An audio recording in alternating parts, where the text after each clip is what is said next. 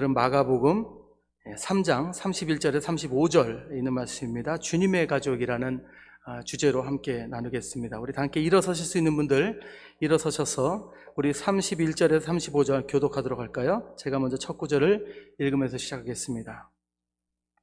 그때 예수의 어머니와 동생들이 와서 밖에 서서 사람을 보내어 예수를 부르니 무리가 예수를 둘러 앉았다가 여짜오되 보소서 당신의 어머니와 동생들과 누이들이 밖에서 찾나이다.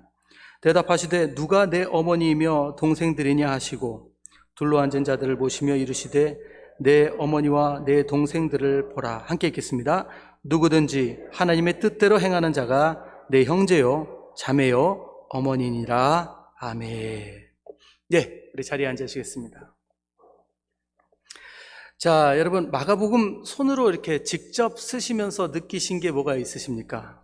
예, 쓰신 분들은 느끼시겠지만 저는 당연히 이제 여러 가지 느끼는 게 많았지만 그 중에 많이 깨닫는 것 중에 하나는 마가복음은 진짜 예수님에 대한 이야기 진도가 상당히 빠르구나 하는 걸 다시 한번 느꼈어요. 예, 다른 복음서에 비해서.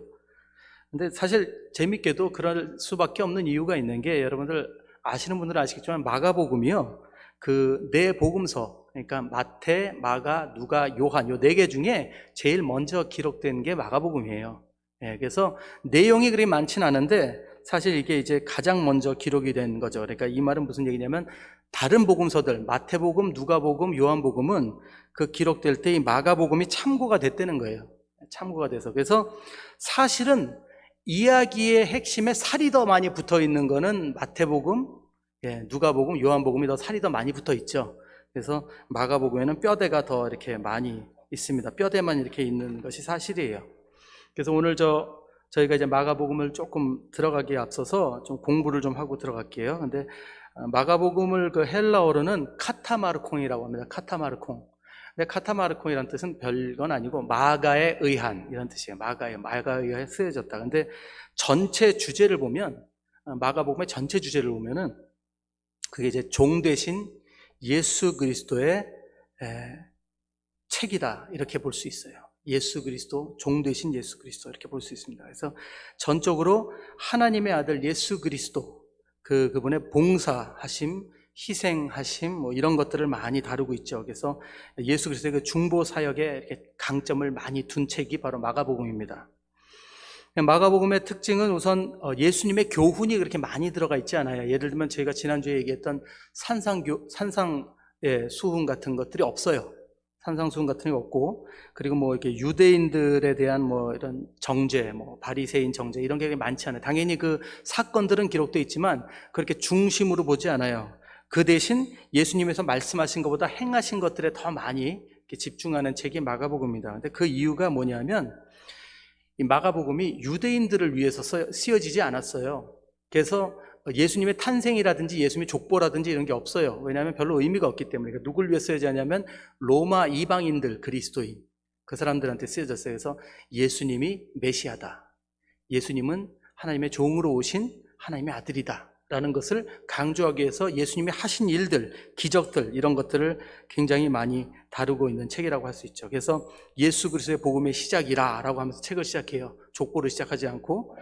그래서 이 책을 기록한 이제 마가는 이제 어떤 사람이었는가 하면, 여러분들 보면은 마가의 이야기가 우리가 조금 알고 있는 사람이에요. 이 마가는 사실은 그 예루살렘에서 상당히 부자인 그 어머니의 자식입니다. 마리아라는 여자인데 그게 이제 어디 기록이 되어 있냐면 사도행전에 기록이 되어 있어요. 사도행전 12장을 보면 12절에 이런 부분이 있어요. 마가라 하는 요한의 어머니 마리아의 집에 가니 여러 사람이 거기에 모여 기도하고 있더라. 예. 근데 왜 부자라고 그러냐면 당시에는 그 동네의 유지, 이렇게 좀 집이 큰데 이렇게 모여서 이렇게 기도하고 그랬던 그런 풍습이 있어요. 그리고 여러분들 그 마가의 다락방에서 제자들이 성령 체험하는 거 여러분 기억하시죠? 사도행전 보면은. 근데 그 성령 체험이 어디서 있냐면 이 마가의 다락방, 이 마가의 어머니 집이에요, 이게. 그래서 마가의 집인데 저희가 이제 다락방 하니까 우리 어렸을 때 이렇게 우리 작은 이렇게 집들 보면은 이렇게 학고방 같은 집에 이렇게 계단이 아니라 사다리 타고 이렇게 올라가면 있는 다락방 그걸 이렇게 생각하고 쥐 나오고 뭐 그런 거 생각하시는데 그런 다락방이 아니고 그때 당시에는 이제 큰 집, 부잣집의 위에 마당 같은 그런 베란다 큰 그걸 다락방이라고 그래요. 그래서 그런 방이었어요. 이게 다락방이 있다는 거는 잘 사는 집이에요. 그래서 마가는 꽤 부유한 집의 자녀였다는 것을 우리가 알 수 있죠. 그리고 또 이 마가는 또 누구냐면 아주 중요한 사건에 말려드는 사람이에요. 누구냐면 여러분 바울이 1차 여행 때 바나바하고 1차 여행 선교여행을 갔는데 그때 마가가 같이 갔었어요. 근데 거기 갔다가 마가가 이름이 요한 마가인데 이 마가가 사실은 중간에 너무 힘들다고 혼자 집으로 돌아와 버린 거예요. 그러니까 바울이 그것 때문에 화가 많이 났었어요. 그래가지고 2차 여행 때 바나바가 바울한테 다시 요한 데려가자고 그러니까 싫다고 싸우죠. 되게 싸워가지고 바나바하고 갈라졌던 사건 기억하시죠, 여러분? 그 사건의 마가가 바로 요 사람이에요. 요 사람이에요. 바나바 조카예요, 바나바 조카. 사도행전 15장에 그 사건이 있죠. 바나바는 마가라 하는 요한도 데리고 가고자 하니 바울은 밤빌리아에서 자기들을 떠나 함께 일하러 가지 아니한 자를 데리고 가는 것이 옳지 않다 하여 서로 심히 다투어 피차 갈라서니 바나바는 마가를 데리고 배 타고 구브로로 가고 이 싸움을 유발한 그런 사람이 바로 마가입니다. 근데 나중에 철이 들어서 12년쯤 뒤에 나중에 그 바울과 늘 같이 다니는 것이 기록이 돼 있어요. 골로새서를 보시면 나오고요. 빌레몬서에 봐도 기록에 마가가 같이 있다는 게 거기 나와요. 그리고 나중에 바울이 처형되기 전에 그 전에도 마가를 부르는 것이 이게 서신에 디모데후서 서신에 기록이 돼 있습니다. 그래서 마가랑 나중에 동역하는 그런 모습이 나옵니다. 그리고 또 마가는요 사도 베드로, 그러니까 베드로하고도 굉장히 절친한 사이였어요. 사실은 베드로를 통해서 이렇게 회심한 것으로 저희가 볼 수 있습니다. 왜냐하면 베드로전서 5장 13절을 보면 이렇게 돼 있어요. 택하심을 함께 받은 바벨론에 있는 교회가 너에게 문안하고 내 아들 마가도 그리하느니라 이렇게 돼 있어요. 그때 이제 아들이라고 하면 제자를 얘기하는 거거든요. 베드로의 제자라는 거죠, 마가가. 그러니까 마가는 분명히 베드로를 통해서 회심한 것을 우리가 이해를 하면 되겠습니다. 그래서 복음서 중에 많은 지식도 사실은 베드로를 통해서 마가가 얻었을 것이라는 그런 추측이 있습니다. 그래서 상당히 마가는 당시 중요한 그 사도들, 그런 인물들과 이렇게 연이 깊은 사람이었음을 우리가 알 수 있죠.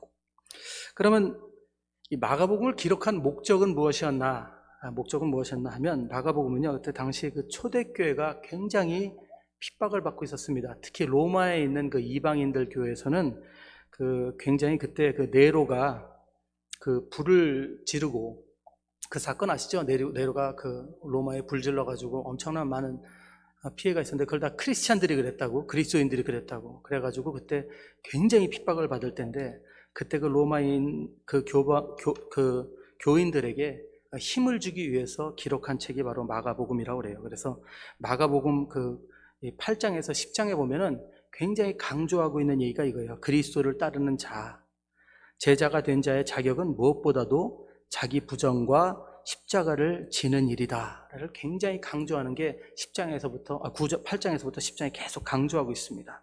그래서 이렇게 핍박당하는 사람들에게 힘을 주고 또 로마에 있는 사람들에게 예수의 복음을 전하기 위해서 쓰여진 책이 또 마가복음이라고 그래요. 그래서 예수님이 승천하시고 한 60년 또 70년 그 안에 기록된 책이라고 합니다. 근데 그건 중요한 거 아니고. 자, 마가복음 여러분들 이제 이해하셨죠? 마가복음이 제일 먼저 쓰여진 책이기 때문에 굉장히 중요한 책이라는 거 기억하시고 여러분들 같이 많이 참여하셔서 함께 마가복음 쓰기에 힘써 주시면 감사하겠습니다. 자, 그럼 오늘 본론으로 들어가 볼까요? 그럼 오늘 우리가 나눌 말씀은 도대체 무슨 말씀인가? 왜 이 말씀을 오늘 나누는가? 제가 오늘 말씀을 나누는 게 3장인데요. 제가 마가복음 전체 16장을 이렇게 다 한번 읽어보고 이제 4주 정도로 이렇게 이번 달을 나눠서 4번 설교를 나눠서 보니까 4장씩을 한번 이렇게 묵상해 보려고 그래요. 4장씩. 그래서 이제 조금만 그 4장 안에 있는 내용들을 한번 정리를 좀 해봤는데 뭐 디테일한 건 제가 말씀 안 드리고 우선 1장이 중요한 일이 많죠. 제일 먼저 세례 요한을 통해서 침례를 받으십니다. 세례를 받으시고 그 다음에 바로 사역을 시작하기 전에 성령님을 통해서 이끌림을 받으셔서 광야로 가시고 거기서 40일 동안 금식하시고 사단의 시험을 받으시고 이기신 다음에 돌아오셔서 그때부터 사역을 시작하시죠. 근데 사역을 시작하시면서 제일 먼저 하신 것이 이제 제자들을 부르는 것입니다. 그래서 어부였던 시몬 베드로, 그리고 그 형제 안드레, 거기서 이제 유명한 말씀하시죠. 내가 너로 사람을 낚는 어부가 되게 하리라. 그리고는 또 다른 이제 형제들도 부릅니다. 야고보와 요한을 부릅니다. 그래서 제자를 부르세요. 그러자 그들이 이제 다 버리고 예수님을 따라가죠. 그러면서 이제 예수님이 이제 안식일에 사역을 하시는 게 나옵니다. 가버나움 회당에서 가서 가르치시고, 그리고 거기서 굉장히 많은 사람들이 예수를 믿게 되는데, 거기서 귀신 들린 자들을 내쫓고, 거기서 이제 많은 이들을 병을 고쳐주시죠. 그래서 소문이 막 퍼집니다. 근데 여기서 중요한 거는 예수님은 계속 이런 가운데서도 한적한 곳으로 가셔서 기도하셨다고 이렇게 기록이 되어 있어요. 기도하셨다고는 안 되어 있어요, 마가복음에는. 근데 우리가 다른 복음서에 보면 기도하셨다고 되어 있습니다. 뭐 이 외에도 우리가 4장까지 쭉 읽다 보면은 4장에는 계속 이렇게 이적과 행하신 일들을 기록하고 있는데, 대부분은 귀신 쫓으신 일, 가르치신 일, 병 치유하신 일, 그런 일들, 그리고 제자 세우신 일들이죠.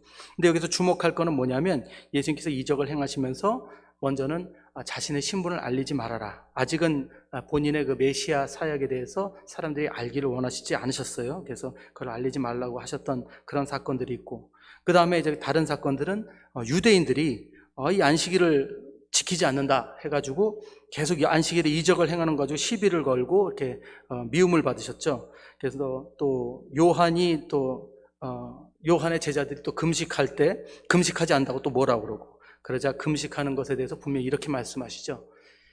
신랑과 함께 있을 때는 금식할 필요가 없다라고 말씀하시면서 구원의 기쁨에 대해서 말씀하세요. 구원의 기쁨. 그러나 신랑이 떠날 때가 있다. 그때는 금식해야 된다라고 말씀을 하십니다. 그리고 안식일에 대해서도 본인이 안식일의 주인이라고 말씀을 하시면서 이런 가르침을 주십니다.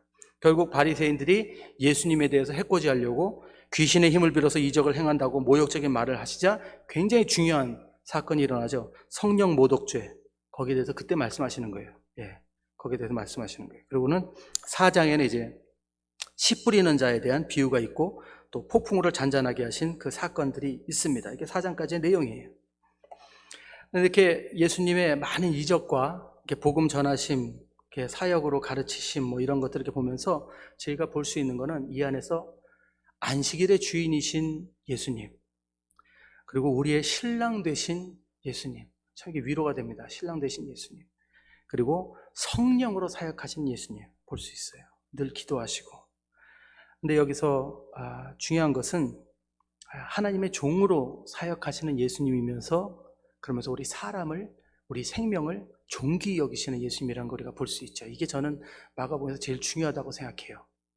종으로 일하시는 예수님, 그리고 우리 생명을 존귀히 여기시는 예수님, 우리의 사람의 생명을 존귀히 여기시는. 근데 오늘 저희가 묵상할 내용이 이제 3장 마지막 부분에 있는 내용입니다.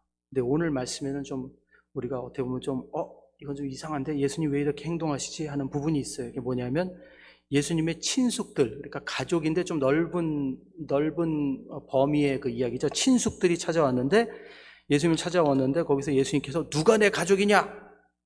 하나님의 뜻을 행하는 자들이 나의 가족이다 라고 이렇게 매정하게 말씀하시는 그런 부분이 있어요. 그래서 그 부분을 좀 묵상하면서 오늘 이게 무슨 메시지를 우리에게 주고자 하는가 한번 묵상해 보도록 하겠습니다. 오늘 우리 전체적인 것과 함께. 저희가 항상 말씀을 묵상할 때 예수님을 통해서 일어난 사건들이 이렇게 보면요, 예수님은 어떤 사건이 일어날 때마다 그 사건을 발판으로 어떤 교훈을 주세요. 어떤 사건이 일어나면 그 교훈을 통해, 그 사건을 통해서 우리한테 가르침을 주세요. 저는 오늘 사건도 그렇다고 믿습니다. 오늘 사건도. 오늘 본문에는 예수님께서 많은 무리들에 이렇게 둘러싸여서 하나님에 대해서 하나님 나라에 대해서 말씀하시고 계실 때였거든요. 근데 사실은 그때 그 사건이 있었어요. 그 바리새인들이 바알세불의 힘을 빌어서 저런 이적을 행하는 거야. 저 귀신 힘을 빌어서 그런 거야. 예수님 모독하니까 예수님께서 너희들 그 성령 모독하는 거는 용서받을 수 없다, 그 얘기를 하셨어요. 근데 그때 마침 엄마하고 형제들이 찾아왔다는 거예요. 어머니하고. 당신의 모친과 동생들과 누이들이 밖에서 찾나이다 하는 소식을 전해드린 겁니다. 그러니까 그때 이렇게 매정하게 말씀하신 거예요. 자, 왜 그랬을까? 자, 근데 여기서 먼저 우리가 생각해 봐야 되는 게 있죠. 왜 어머니와 그 동생들이 예수님을 찾아왔나? 그걸 한번 우리가 생각해 봐야 돼요. 왜 찾아왔나. 근데 여기에는 이제 여러 가지 설이 있습니다. 근데 어떤 분들은 되게 이렇게 이 이야기를 좀 미화를 하시려고 애를 쓰시는 분들이 있어요. 그래서 어떤 분들은 막 예수님의 가족들이 예수님이 막 무리들한테 막 시달리니까 막 사람들이 와서 막 치유해 주세요 막 이러니까 너무 힘드실까봐, 피곤해서 힘드실까봐 휴식을 주시려고 예수님 부르러 온 것이다 그러는데 뭐 그거는 사실 문맥상 이렇게 읽어보면 맞지 않아요. 그런 건 아닌 것 같아요. 왜냐하면 바른 답을 우리가 좀 보려면은 21절, 우리가 읽진 않았어요. 근데 그 같은 장 3장 21절 이렇게 올라가 보면 21절에 이렇게 기록이 되어 있어요. 예수의 친속들이 듣고 붙들러 나오니 그가 미쳤다 함이러라. 그러니까 친속들이 붙들러 왔는데 예수님이 미쳤다는 소리를 듣고 붙들러 왔다는 거예요. 재밌죠? 그러니까 이게 절대로 뭐 쉬게 해주시기 위해서 뭐 온 게 아니에요. 근데 재밌는 게 있어요, 여러분. 이게 21절 다른 버전들, 뭐 포워드 보면은 다 이게 family, 뭐 그리고 familiaris, 그리고 한국말로도 친속 이렇게 되는데 킹 제임스에 보면은 friends라고 써 있어요. 그러니까 amigos, 친구들이라고 써 있어요, 친구들. 근데 저는 킹 제임스가 굉장히 좀 원어에 가깝다고 좀 믿거든요. 내가 볼 때 처음에는 가족들이 온 게 아니라 아는 사람들, 지인들을 보낸 것 같아요. 친구나 지인들을 보낸 걸로 알고 있어요. 여러분들 한번 생각해 보세요. 근데 가족들 입장도 생각해 봐야 되는 게 예수님이 30살까지 집에서 목공 일을 하시면서 집안을 도우시고 성실하게 하시다가 그 다음에 갑자기 이제 공생애 시작하시면서 세례요한테 세례를 받으시고 바로 40일 금식 들어가시고 사단한테 시험 받으시고 이기신 후에 돌아오셔서 사역을 시작하셨어요. 근데 예수님은 그전에는 그런 일을 하지 않았는데 막 갑자기 사람들에게 놀라운 가르침을 주시고 회당에서 사람들을 치유하시고 귀신들을 내쫓고 귀신들이 예수님을 알아보고 이런 어마어마한 일들이 일어나니까 예수님을 알던 사람들은 이게 적응이 안 되는 거죠. 예수님 미쳤다. 저 사람 돌았구나. 공부를 너무 많이 했나? 이제 그렇게 소문이 나버린 겁니다. 그러니까 사람들이 그런 소문이 낸 거예요. 근데 이 악의적인 소문을 낸 건 누구일지 뻔해요. 뭐 바리새인들이죠. 아까도 뭐 바알세불 힘을 빌어서 그렇다 하니까 미쳤다. 분명히 바리새인들이 그랬어요. 그러니까 그 얘기를 듣고 가족들이 말리려고 먼저 제 생각에는 친지들을 먼저 보낸 게 아닌가 싶어요. 친구를 보냈는데 그 다음에 그때 이제 바리새인들하고 한참 논쟁이 있었죠. 바알세불 사건과 성령 회방죄 그 얘기가 있으니까 그 다음에 이제 어머니하고 그 형제들이 직접 예수님을 데리러 온 걸로 이제 31절에 보면 돼요. 근데 이게 분명히 예수님이 피곤할까봐 뭐 쉬게 하기 위해서 이렇게 불렀다가 아닐 수밖에 없는 게 여기서 붙들러 나오다 하는 이 동사가 헬라어로요 크라테오라고 하는데 크레테오는 붙들다, 잡다, 뭐 가두다 뭐 이런 뜻이에요. 그러니까 잡아서 가두기 위해서 데리러 왔다는 얘기예요. 그러니까 좋은 뜻이 아닙니다, 절대로. 그러니까 예수님이 미친 걸로 믿고 온 거예요, 가족들이. 미친 걸로.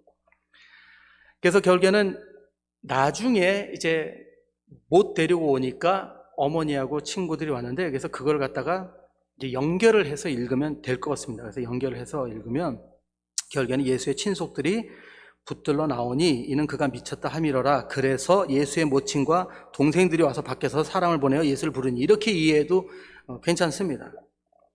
근데 왜 이 사건을 제가 설명드리냐면 여기서 중요한 게 뭐냐면 중요한 거는 예수님의 가족들이고 혈연이고 친구들이고 함께 자란 사람들인데 이 사람들이 예수님의 사역을 이해를 못했다는 게 참 안타깝다는 거예요. 물론 갑자기 변한 예수님에 대해서 당황할 수 있었겠죠. 하지만 정말 예수님과 한 식구이고 같이 밥 먹고 같이 자는 그런 사람들인데 예수님의 마음을 그렇게 몰랐을까? 예수님의 그걸 몰랐을까? 그것이 참 안타깝습니다. 요한복음 7장 5절에도 분명히 이렇게 되어 있어요. 이는 그 형제들까지도 예수를 믿지 아니함이라. 어떻게 보면 이게 참 가슴이 아픈 게 예수님이 십자가에서 돌아가실 때도요. 그 진짜 친형제들은 그 자리에 없었던 걸로 제가 알고 있어요. 참 안타까워요. 예수님은 가족들한테도 어떻게 보면 버림당한 것이 아닌가 그런 생각도 듭니다. 근데 어머니가 같이 왔거든요. 어머니 마리아는 참 믿음 있는 사람인데 사실 어머니다 보니까 메시아로 보기 전에 자식이 너무 걱정이 된 거죠. 그러니까 미쳤다는 소문이 나니까 이렇게 막 정말 걱정이 돼서 오신 거는 내가 충분히 이해할 수 있습니다. 하지만 이렇게 그를 붙잡으러 왔다는 건 커다란 실수가 아니라 할 수는 없죠. 네. 저는 어쩌면 오늘 그거를 저와 함께 여러분들 같이 한번 나누고 묵상하고자 합니다. 여러분, 우리가 예수님 믿고 이제 예수님의 우리가 가족이 된 거예요. 네, 우리 예수님 믿고 예수님 우리한테 형제라고 그러고, 우리 신부라고 그러고, 우리를 이렇게 한 가족으로 맺어주셨는데, 그럼 우리는 정말 예수님을 이해하고 있는가? 그걸 한번 좀 생각해 봐야 되겠어요. 하나님께서 우리를 통해서 이루시고자 하시는 게 있을 텐데, 우리가 그 예수님의 마음을 이해를 못한다면, 우리가 하나님의 마음을 이해 못한다면 우리가 어떻게 하나님의 뜻을 이룰 수가 있을까? 예수님께서 분명히 말씀하셨잖아요. 아버지의 뜻을 이루는 자가 내 가족이다. 한 가족이라 하면서 우리 다른 곳을 우리가 바라보고 있다면 그 가족이 온전하다고 할 수가 없겠죠. 예수님 분명히 이렇게 말씀하십니다. 누가 내 모친이며 동생들이냐? 내 모친과 내 동생들을 보라. 누구든지 하나님의 뜻대로 하는 자는 내 형제요, 자매요, 모친이니라.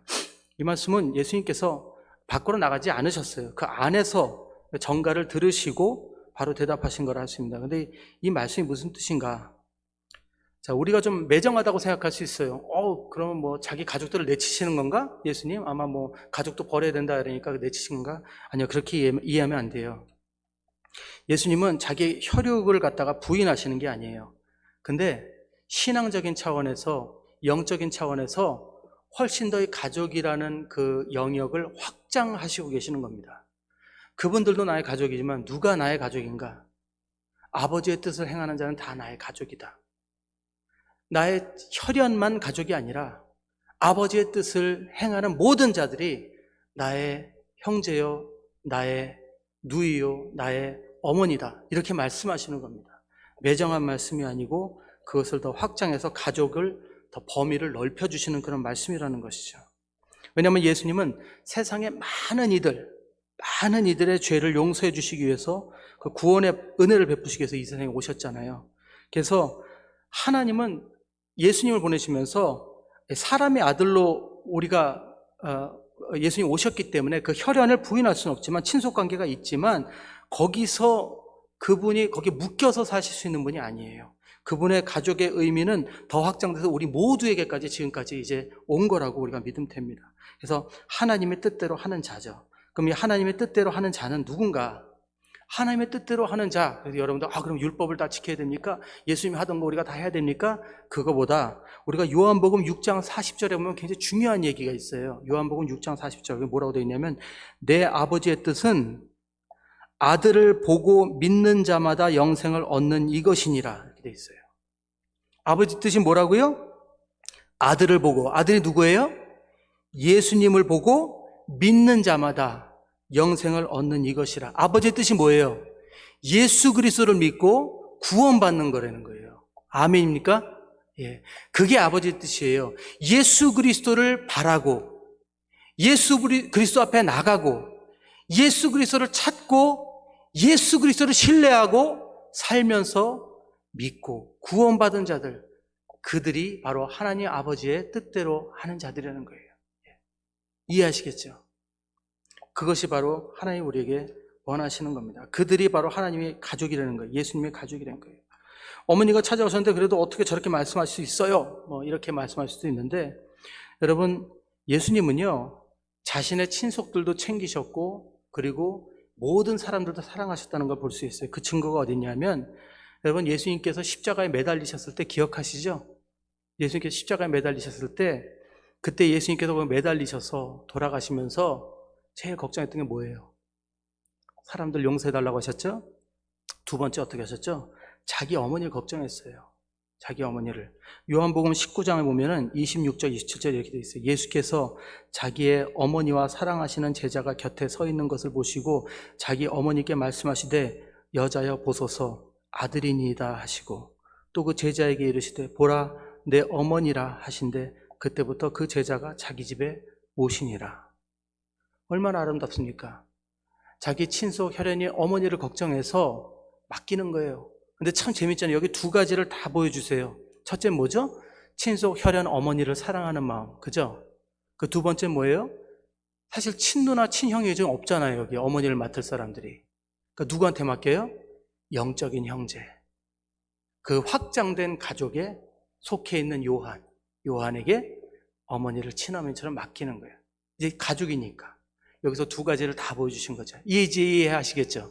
예. 그러니까 오늘 말씀에서 예수님이 누가 내 형제요? 누가 내 어머니냐? 라고 말씀은 친속, 혈연인 어머니, 아버지, 그 사람들 내 어머니 아니다. 이게 말씀하신 게 아니라 우리 하나님 아버지의 뜻을 행하는 모든 자는 내 가족이다. 이 말씀하시는 거예요. 할렐루야.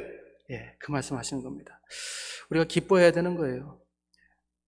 자, 오늘 말씀 묵상하면서 우리가 생각해 보겠습니다. 예수님은 어떤 삶을 사셨는가 보면 친속들이 있고 가정이 있으셨지만 그분은 그 혈연을 위해서도 사셨지만 많은 사람들을 위해서 사셨어요. 예수님은 육신적인 가족 관계, 그것도 중요했지만 훨씬 더 차원이 높은 새로운 가족 관계가 존재한다는 것을 실천하시면서 몸소 실천하면서 사셨어요.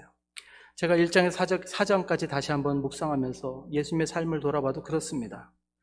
예수님 공생애 시작하시면서 세례 요한한테 세례를 받으신 것도 너무너무 귀한 겸손의 자세예요. 그렇죠? 예. 어떻게 사람한테 세례를 받을 수 있어요, 예수님이. 네, 세례 받으시고. 그리고 한 번도 보지 못한 사람들을 불러서 동고동락하시고 제자로 삼으셔서. 예.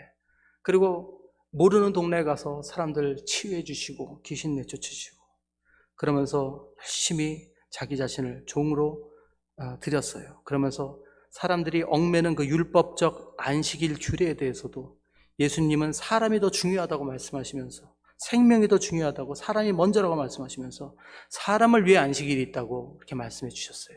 그리고 내가 안식일의 주인이라고 말씀하시면서 그들을 대변해 주셨어요. 또 금식에 대해서도 그래요. 신랑과 지금 함께 있을 때는 금식할 필요가 없다. 지금 이 사람들 구원받았다, 용서받았다, 복음을 받았다, 이렇게 기쁜 날에 금식할 수 있느냐. 그러면서 한 생명이 하나님 앞에 돌아오는 그 생명의 존귀함을 귀하게 여기셨어요. 율법적인 금식보다. 그 얼마나 아름다운 하나님의 그 예수님의 마음입니까? 여러분, 예수님께서 실천하신 그 확장된 그 친속의 의미를 우리가 생각하면서 한번 봐야 되겠습니다. 예수님이 크게 사역하신 거 세 가지예요. 제일 먼저는 가르침이죠. 가르침. 회당 가서 가르쳤어요. 회당에서 열심히 가르치시면서 많은 사람들이 예수님의 복음을 듣게 하시고 돌아오게 하셨어요. 두 번째는 뭐예요? 두 번째는 치유 사역이에요. 치유 사역. 아픈 사람들을 치유해 주시고 귀신 들린 사람들 귀신을 내쫓아 주시고 그걸 통해서 놀라운 건 뭐냐면요. 치유를 하시면서 사실은 아시죠? 전에도 제가 한번 말씀드렸는데 치유하시면서 몸이나 영적인 걸 치유하신 것뿐만 아니라 뭘 하셨다고 그랬죠? 용서해 주시면서 구원을 주셨어요. 그게 치유 사역의 핵심이에요. 몸에 악한 모든 것들을 내쫓아 주시면서 용서해 주시고 그리고 세 번째 뭐예요? 세 번째는 제자를 키우셨어요. 동고동락하시면서. 그러면 우리가 아버지 뜻대로 행하는 게 뭔가? 그러면 예수님께서 하신 이 세 가지를 다 해야 되나? 우리도 가르치고 우리도 치유의 역사, 우리도 뭐 제자를 키워야 되나? 아니요. 우리가 잘 생각해 봐야 돼요. 예수님이 이 세 가지 역사, 세 가지 사역을 하신 이유가 뭐죠? 예수님은 늘 언제나 한적한 곳으로 가셨다고 그랬죠. 한적한 곳으로. 그 한적한 곳에서 뭘 하셨다고 그랬죠? 그래서 기도하셨어요. 1장 45절에 보면 이렇게 돼 있어요. 그러나 그 사람이 나가서 이 일을 많이 전파하여 널리 퍼지게 하니 그러므로 예수께서 다시는 드러나게 동네에 들어가지 못하시고 오직 바깥 한적한 곳에 계셨으나 사방에서 사람들이 그 얘기를 나오더라. 예수님은 항상 한적한 곳에 계셨어요. 근데 다른 복음서 누가복음을 보면은 이게 한적한 곳에서 뭘 하셨는지 좀 자세히 기록이 되어 있어요. 예수의 소문이 더욱 퍼짐에 허다한 무리가 말씀도 듣고 자기 병도 나음을 얻고자 하여 모여 오되 예수는 물러가서 한적한 곳에서 기도하시니라. 예수님이 늘 한적한 곳으로 가셔서 하셨던 게 있습니다. 그게 뭐냐면 기도예요. 기도하시면서 아버지의 음성을 들으셨어요. 아버지, 다음은 뭘 할까요? 그 다음은 어떻게 하면 될까요? 예수님이 그거 모르실까요? 그러나 예수님께서는 한 걸음 한 걸음을 하나님 앞에 나와서 무릎 꿇고 기도하시며 그분의 음성을 듣고 거기에 순종하셨어요. 그러면서 예수님 스스로의 하나님 아버지의 뜻대로 행하신 삶을 몸소 우리에게 보여주셨어요. 저는 우리 봉익주로 교회 여러분들에게 이 말씀을 드리고 싶어요. 우리가 그리스도인들이 되어서 먼저 무언가를 하는 거 되게 중요하죠. 우리 교회를 통해서도 뭔가 뭐 큰 일을 좀 했으면 좋겠어요. 저도 이번에 크리스천 신문 보면서 연합교회가 산소통을 마나우스 보냈다는 거예요. 그래서 막 속이 우리 교회도 좀 저런 거 했으면 좋겠어. 막 그런 마음이 들더라고요. 근데 하나님 무슨 말씀을 하시냐면, 그거는 연합교회한테 준 내가 얘기한 거고, 너네 교회는 아직 그거 할 게 아니야 라고 그 음성을 주시더라고요. 그래서 가만히 있었어요. 그러니까 뭔가 하나님 또 우리 교회에 주실 일이 있겠죠. 예. 근데 여러분, 우리가 예수님이 모든 사역을 하실 때 하나님의 음성을 들었는데, 우리가 예수님을 따라가야 된다고 해서 예수님 전하고 가르치고 치유하고 제자 삼았다니까 우리가 그걸 먼저 하려고 하기보다는 우리가 제일 먼저 해야 되는 게 있어요. 그게 뭐냐면, 우리도 하나님 앞에 나가서 먼저 기도해야 된다는 거죠. 예수님 앞에 나가서 기도하는 게 우리 삶의 우선이라는 거예요, 여러분. 우리가 그리스도인이라고 하면서 제일 너무 안타까운 게 뭐냐면, 여러분, 우리 삶 속에 기도가 없으면 신앙이라는 거 있을 수가 없어요. 죄송한 말씀이죠. 왜냐면 우리가 기도하지 않고 하나님의 음성을 듣질 못하고 그냥 내 생각대로 내가 하는 모든 거는요, 아무리 선행이라 할지라도, 아무리 말씀이 있는 거를 우리가 한다 할지라도 그거는 나의 일이에요. 나의 업적이에요. 하나님의 일이 아니라는 거예요. 우리가 그리스도인으로 제일 먼저 해야 되는 건 뭐냐? 물론 지난주에 회개도 말씀드렸지만 가장 먼저 주님 앞에 엎드려야 돼요. 뭘 원하시는지, 내가 뭘 내려놓기를 원하시는지 그 음성을 들어봐야 된다는 거예요. 아침에 일어나서 들어보고 또 오후에 한 번 더 들어보고, 시간 날 때마다 셀폰 볼 게 아니라 시간 날 때마다 주님 앞에 엎드려서 한적한 곳을 찾아서 그 습관이 있어야 하나님께서 인도해 주시는 삶이 된다는 거고, 그래야 우리가 하나님의 가족으로서, 예수 그리스도의 가족으로서 우리가 맡은 책임을 할 수 있다는 거예요. 우리가 기도도 하지 않고 우리가 아무것도 듣지 못하는 상황에서 말씀이 이렇게 돼 있으니까 이걸 하면 하나님 기뻐하시겠지라고 한다면, 그것도 좋겠지만 그것은 결국 나의 교만이 되어버릴 수도 있고, 나의 어떤 잘못된 생각으로 우상을 만들어버릴 수도 있는 거고, 우리는 기억해야 됩니다. 여러분, 여러분 오늘 이 말씀 속에서 이 기도의 삶에 대해서 한번 묵상해 봐야 됩니다. 우리가 이제는 평신도라는 좀 타이틀을 좀 벗어버리고 예수님의 가족의 일원으로서 변화되시기를 여러분 초대하고 싶습니다. 그러기 위해서는 우리가 매일매일 이 기도하는 그런 습관을 우리가 지금 가져야 됩니다. 제가 고백 하나 하겠습니다. 제가 컬럼에도 좀 간단하게 썼는데, 이번 주가 아마 제가 아직 어리지만 이제 짧은 삶 중에서 제일 당황스러운 주가 아니었나 싶어요. 왜냐하면 이런 거를 느껴본 적이 없는데, 갑자기 굉장히 외롭고 굉장히 두렵고 아무것도 할 수가 없더라고요. 아무 일도 할 수가 없고, 그냥 거기다가 나중에는 이 호흡이 곤란이 와서 차를 탈 수가 없고 차를 운전을 할 수가 없어요. 그래서 한 3일 동안은 막 안정제를 먹고 좀 자다가 도저히 방법이 없어서 정신과를 찾았는데, 공황장애라고 그러더라고요. 공황장애 우울증이 같이 왔어요. 근데 결국 약을 먹어야 된대요. 이게 왜 갑자기 오냐, 그러니까 아마 투석을 하면서 여러 가지 수술 받으면서 몸이 좀 스트레스를 좀 많이 받았는데, 그게 이제 안 그런 척 했는데 그 안에서는 힘들었다고, 그래서 그게 이제 오는 거라고 그러더라고요.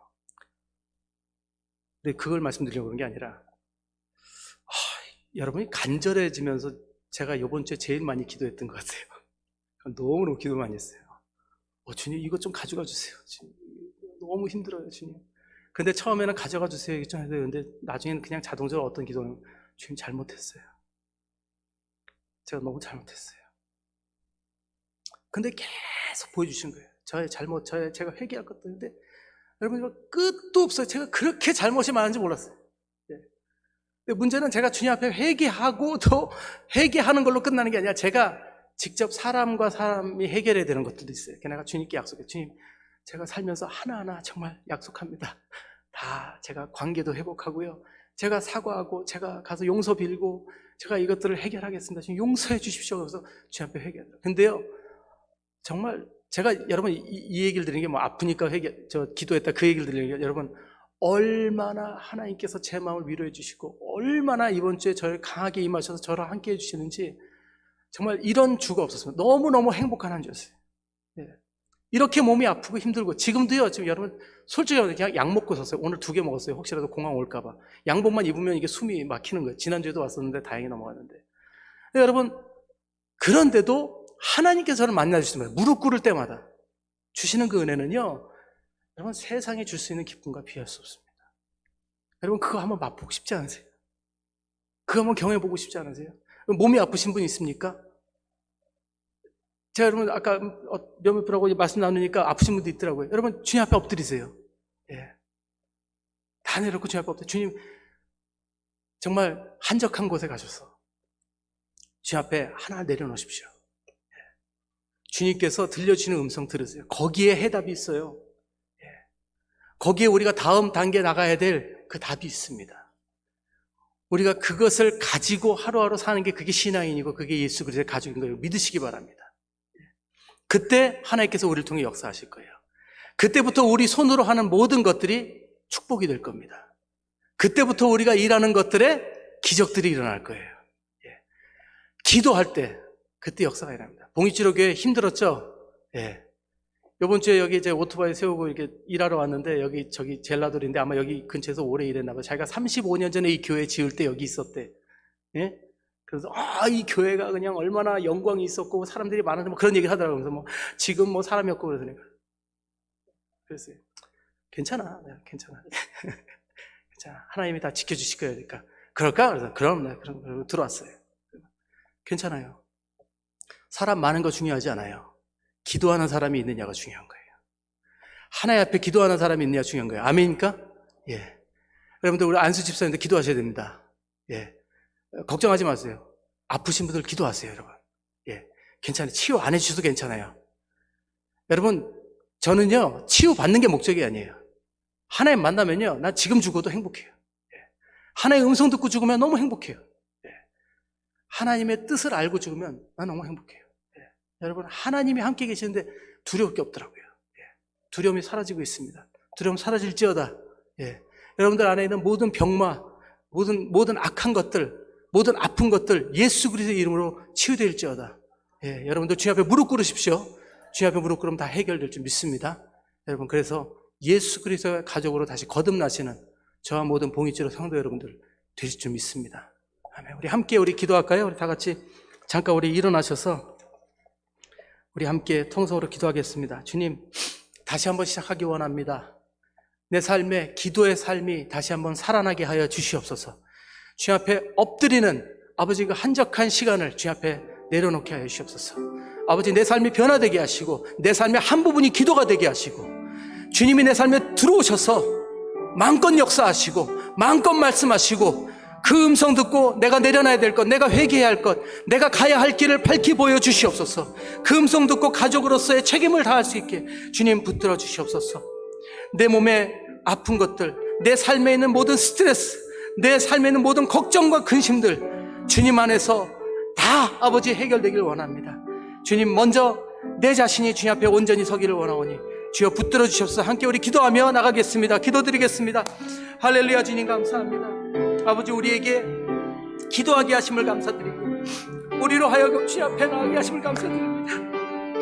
아버지, 주님 앞에 기도할 수 있어서 행복하고 기도할 수 있어서 기쁘고 기도할 수 있어서 감사하고 주님을 찾을 수 있어서 주님께 나아갈 수 있어서 너무너무 감사합니다.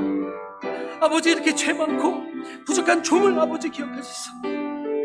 주님 앞에 아버지 종으로 삼아주시고 하나님 말씀 속에서 다시 한번 하나님 음성을 듣게 하시고 하나님의 마음에 합당한 자로서 서게 하심을 감사드립니다. 아버지, 다시 한번 저희들 아버지 모든 병 안에서 회복되게 하시고 아버지 스트레스와 그 모든 걱정 근심으로 아버지 괴로워하는 성도님들 기도하며 자유케 하시고 기도하는 가운데 깨끗함 얻게 하시고 기도하는 가운데 승리하게 하시고, 기도하는 가운데 새로운 삶을 걷게 하시고, 기도하는 가운데 아버지 놀라운 역사를 일으키는 우리 성도들에게 축복하여 주시옵소서.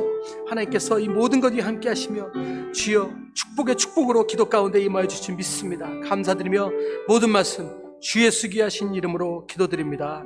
아멘.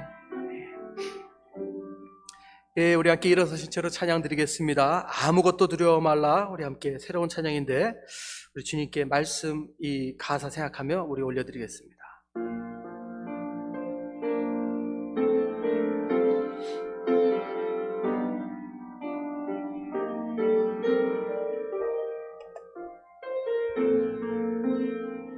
아무것도 두려워 말라. 주 나의 하나님이 지켜주시네. 놀라지 마라. 겁내지 마라. 주님 나를 지켜주시네. 다시 한번 고백합니다. 아무것도 두려워 말라. 아무것도 두려워 말라. 주 나의 하나님이 지켜주시네. 놀라지 마라. 겁내지 마라. 주님 나를 지켜주시네. 내 맘이 힘에 겨워, 내 맘이 힘에 겨워 지칠지라도 주님 나를 지켜주시네. 세상의 험한 풍파 몰아칠 때도 주님 나를 지켜주시네.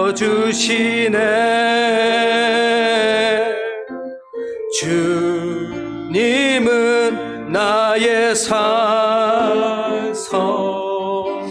주님은 나의 요새, 주님은 나의 소망, 나의 힘이 되신 여호와. 주님은 나의 산성, 주님은 나의 산성,